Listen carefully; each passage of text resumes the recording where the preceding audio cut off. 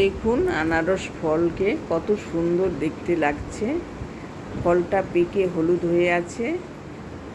ফলের মাথায় খুব সুন্দর থোকা থোকা সবুজ রঙের পাতা। ফলটা খেতে খুব ভালো, রসালো, টক মিষ্টি দুটোই স্বাদ পাওয়া যায়। তবে যেই ফলটা কাঁচা বা সবুজ রঙের ওটা একটু বেশি টক থাকে, যেটা পাকা সেটা মিষ্টিই হয়।